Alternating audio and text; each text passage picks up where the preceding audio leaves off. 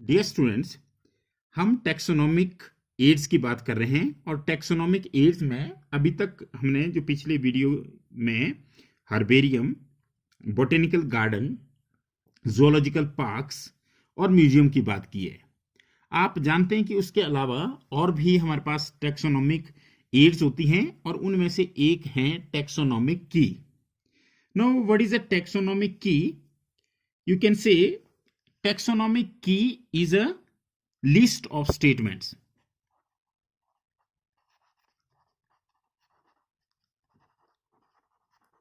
and used for the identification of organism based on similarities and dissimilarities.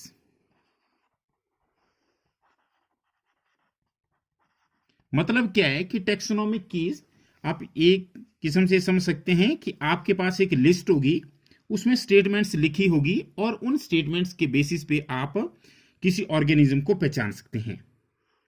Now it is also based on contrasting characters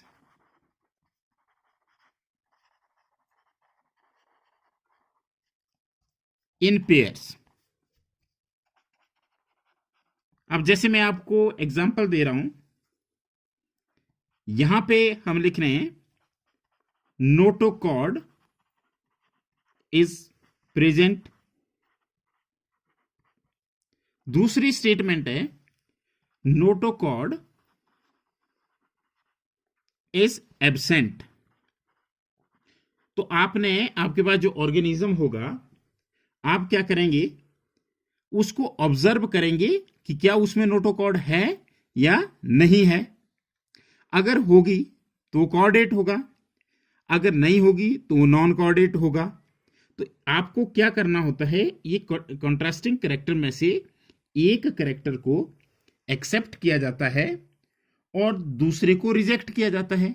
जैसे suppose करो हम कह रहे हैं कि नोटोकॉर्ड प्रेजेंट है, तो इसका मतलब है कि ये कॉर्डेट है। अब सपोज करो हम एक और इसी में आगे लेते हैं, एक और पॉइंट लेते हैं, इसमें हम लेते हैं कोल्ड ब्लडेड और वार्म ब्लडेड। सपोज करो हमारे पास नोटोकॉर्ड प्रेजेंट है, तो हमारे माइंड में एक स्टेटमेंट आती है कि ये कॉर्डेट है।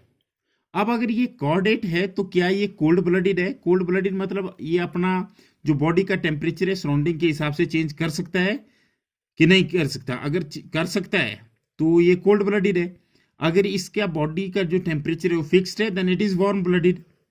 तो यहां फिर से हमारे पास दो कंट्रास्टिंग कैरेक्टर आ गए। सपोज करो ये कोल्ड ब्लडेड है, तो अब आपकी जो आइडेंटिफिकेशन है स्पेसिफिक हो रही है कि हमारे पास जो ऑर्गेनिज्म है वो कॉर्डेट है और वो कोल्ड ब्लडेड है। अब इसमें हम आगे ले सकते हैं कि अगर ये कोल्ड ब्लडेड है तो इसमें की में आगे पॉइंट दिया होगा स्केल्स प्रेजेंट, स्केल्स एब्सेंट। आप देख रहे हैं कि इसमें जो कंट्रास्टिंग कैरेक्टर्स हैं जो पेयर्स में यूज हो रहे हैं, तो चाहे आप यहां देखिए, यहां भी एक पेयर है, यहां भी एक पेयर है, यहां भी एक पेयर है, तो इन पेयर्स को कहा जाता है कपलेट। और इस कपलेट की हर एक स्टेटमेंट को लीड कहा जाता है। Each statement of a couplet is called as lead, या जो की जो स्टेटमेंट होती है उसको लीड कहा जाता है।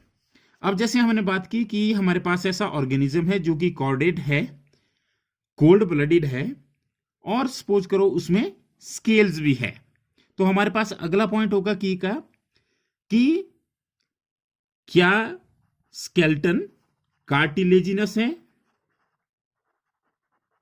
या बोनी है। मतलब यहां से एक क्लियर हो रहा है कि अब हम एक मछली की ओर जा रहे हैं।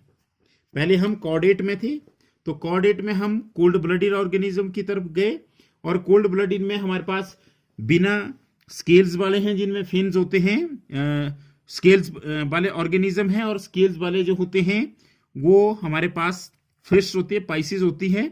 वो भी दो टाइप की होती है, या तो कार्टिलेजिनस या बोनी। सपोज करो हम कार्टिलेजिनस चले, तो अब ये एक पॉइंट क्लियर हो गया कि हमारे पास जो ऑर्गेनिज्म है वो एक मछली है और उसका स्केलेटन कार्टिलेज का बना हुआ है।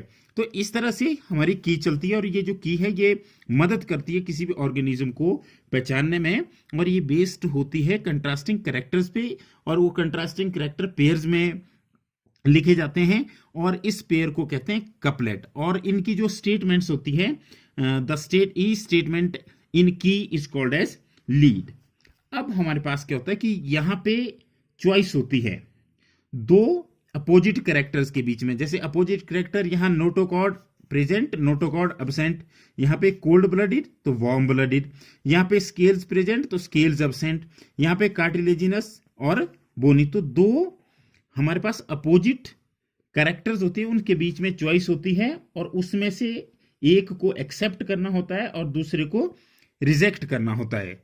तो इसके बेसिस पे हम किसी चीज को आइडेंटिफाई करते हैं, and this type of taxonomic aid is called as taxonomic keys. अब क्या है, जैसे हमारे पास टेक्सन है, that is a category in the taxonomic hierarchy. जैसे आपको पता है कि हमारे पास किंगडम होता है, फाइलम होता है, एंड इज सो ऑन। तो हर एक टेक्सन के लिए एक अलग की होती है ताकि उनको आइडेंटिफाई किया जा सके। और इसके अलावा जो कीज होती है, दीज आर एनालिटिक, मतलब हम एनालिसिस के बेस पे बता सकते हैं कि हमारे पास जो ऑर्गेनिज्म है वो कौन सा है, उसको इजीली आइडेंटिफाई किया जा सकता है। तो इस तरह से हमारा जो एक टेक्सोनोमिक एड है वो कंप्लीट होती है, और वो टेक्सोनोमिक एड है की। तो की कुछ भी नहीं है, एक स्टेटमेंट्स की लिस्ट होती है, और उसमें जो स्टेटमेंट्स लिखी जाती है वो कंट्रास्टिंग कैरेक्टर्स होते हैं, और उनको पेयर्स में लिखा जाता है, और इन पेयर्स को बोला जाता है कपलेट। और उसकी हर एक स्टेटमेंट को लीड बोला जाता है। आपके पास दो ऑप्शंस होते हैं, एक को आपने एक्सेप्ट करना होता है और एक को आपने रिजेक्ट करना होता है। और जितनी हमारे पास टेक्सोनोमिक कैटेगरी है सबके लिए अलग अलग टेक्सोनोमिक कीज होती हैं, and these are analytic in nature. अब आपको पता है कि टेक्सोनोमिक कीज या herbarium, botanical garden, zoological park, museum के अलावा हमारे पास फ्लोरा, मैनुअल्स, मोनोग्राफ्स या कैटलॉग्स भी है, जिससे हम डिस्क्रिप्शन को रिकॉर्ड कर सकते हैं। तो अगर हम बात करें फ्लोरा की, तो फ्लोरा क्या चीज होते हैं, these contain actual account of habitat and distribution of a given area। मतलब क्या हुआ कि हमारे पास जो प्लांट्स किसी एक, जैसे मैं सबसे पहले आपको एक चीज बताना चाहूंगा कि फ्लोरा का मतलब ही प्लांट्स होता है। किसी एरिया के जितने भी प्लांट्स होते हैं उनको फ्लोरा कहते हैं, और एनिमल्स को कहते हैं फौना।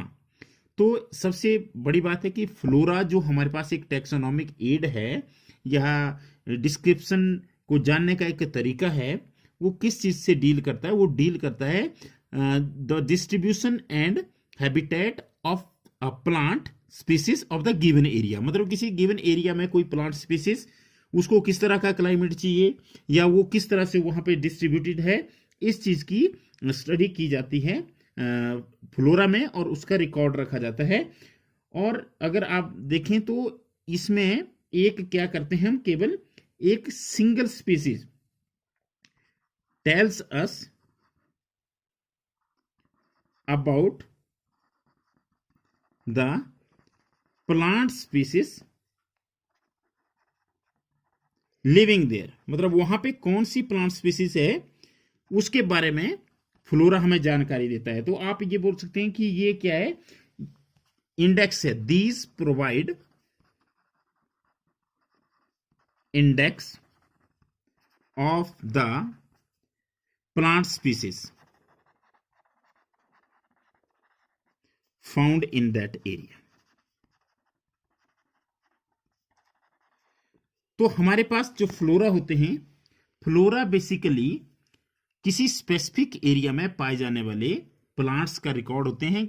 उस स्पेसिफिक एरिया में उस हैबिटेट किस तरह का है और वहां पे उनकी डिस्ट्रीब्यूशन किस तरह से, इस चीज की जानकारी हमें फ्लोरा से मिलती है। और फ्लोरा एक किस्म का इंडेक्स होता है उस एरिया में पाए जाने वाले प्लांट स्पीसीज का।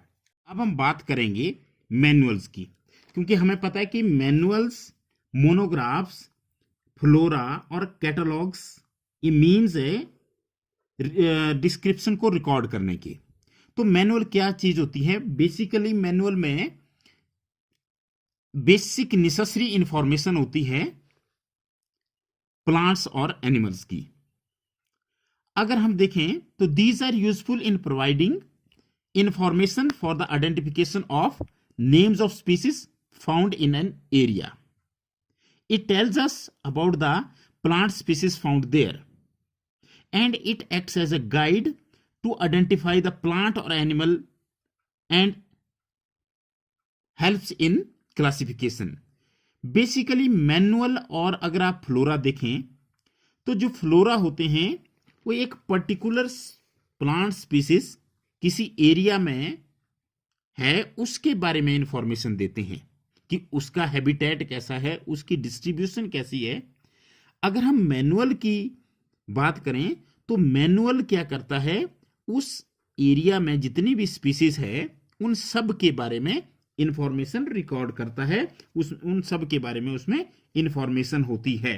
मतलब it tells us about the plant species living there. और अगर हम बात करें तो जो फ्लोरा है वो प्लांट और उसके एग्जिस्टेंस पर ज्यादा स्ट्रेस देता है, जबकि ये मैनुअल जो होते हैं ये स्पीसीज टाइप्स पे ज्यादा स्ट्रेस देते हैं। तो इस तरह से हम दोनों में डिफरेंशिएट कर सकते हैं कि फ्लोरा जो है पर्टिकुलर प्लांट स्पीसीज पे स्ट्रेस देता है, जबकि मैनुअल जो होती है वहां पे कितनी स्पीसीज रहती है उनके बारे में सारी डिस्क्रिप्शन को रिकॉर्ड करता है। अब हमारे पास जो नेक्स्ट रिकॉर्डिंग डिस्क्रिप्शन का तरीका है that is a monograph. Mono वैसे भी सिंगल होता है, मोनो का मतलब एक होता है। तो मोनोग्राफ में इंफॉर्मेशन होती है किसी एक पर्टिकुलर टेक्सन के बारे में। आपको पता है जैसे मान ली जाए स्पीसीज एक टेक्सन है तो उस एरिया में टोटल स्पीसीज के बारे में वो रिकॉर्ड रखेगा। या अगर हम बात करें जेनरा की, तो अगर जीनस की जब हम बात करते हैं दूसरा, तो ये एक मोनोग्राफ में टोटल किसी पर्टिकुलर एरिया के जेनरा के बारे में रिकॉर्ड होगी, या फिर किंगडम के बारे में होगी, फाइलम के बारे में होगी, and so on. You know that these are the taxonomic categories. तो मोनोग्राफ बेसिकली हुआ क्या, जिसमें किसी पर्टिकुलर टेक्सन के बारे में कंप्लीट इंफॉर्मेशन होती है, उसे कहते हैं मोनोग्राफ। अब जो लास्ट है कैटलॉग। बेसिकली कैटलॉग एक किस्म की अरेंजमेंट है, और कैटलॉग में क्या करते हैं, it is the listing of all species organized in some way. मतलब आपको पता है कि आपको सारी स्पीसीज को अरेंज करना है किसी एक वेल ऑर्गेनाइज्ड मैनर में, और वो वेल ऑर्गेनाइज्ड मैनर यूजुअली उनको अरेंज करना होता है अल्फाबेटिकल ऑर्डर में। तो ये जो चेकलिस्ट होती है, this is called as catalogue, and these are maintained in the form of checklist. और आपको पता है कि ये कंपाइलेशन होती है प्लांट्स के बारे में, including their classification as well as their names. तो बेसिकली कैटलॉग में हम क्या करते हैं, उनको एक वेल ऑर्गेनाइज्ड मैनर में उनकी लिस्टिंग की जाती है, तो इन्हें कैटलॉग कहते हैं। तो आज हमने जो टॉपिक किया अब हम उसको रिवाइज करेंगे। सबसे पहले हमने बात की टैक्सोनॉमिक कीज की। आपको होता है कि टैक्सोनॉमिक कीज में क्या होते हैं, वो स्टेटमेंट्स होती है, और उनकी जो स्टेटमेंट होती है वहां भी आपके पास दो अपोजिट ऑप्शन होती है। आपको एक को चुनना होता है और दूसरे को रिजेक्ट करना होता है, क्योंकि कंट्रास्टिंग ट्रेड्स होते हैं, और ये जो पेयर ऑफ कंट्रास्टिंग कैरेक्टर्स होता है इसे कपलेट कहते हैं। और टैक्सोनॉमिक की हर स्टेटमेंट को लीड कहा जाता है। और ये जो होती है taxonomy keys, these are analytic in nature. फिर हमने बात की फ्लोरा। फ्लोरा क्या करते हैं, वो किसी पर्टिकुलर हैबिटेट में रहने वाली प्लांट स्पीसीज का उसकी डिस्ट्रीब्यूशन और हैबिटेट को रिकॉर्ड करते हैं और उसके एग्जिस्टेंस पर स्ट्रेस देते हैं। मैनुअल्स जो होते हैं वो बेसिक इंफॉर्मेशन रखते हैं all species living in a particular area. और मोनोग्राफ में हमने बता दिया कि ये पर्टिकुलर टेक्सन के बारे में पूरी जानकारी देते हैं। जहां तक हम बात करते हैं कैटलॉग्स की, तो कैटलॉग एक किस्म की एरे है, that is the arrangement, it is the listing of all species in a well organized way, that is either in the alphabetical way or in some other way, but they are maintained in the form of the checklist. तो आज इस तरह से हमारा जो first chapter है वो complete हो जाता है। नेक्स्ट वीडियो में हम एनसीईआरटी क्वेश्चंस की बात करेंगे और उनके सॉल्यूशंस आपको देंगे। Thank you very much.